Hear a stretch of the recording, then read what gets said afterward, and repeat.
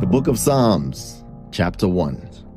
Blessed is the man who shall not walk in the counsel of the wrong, and shall not stand in the path of sinners, and shall not sit in the seat of scoffers, but his delight is in the Torah of YAHUAH, and he meditates in his Torah day and night.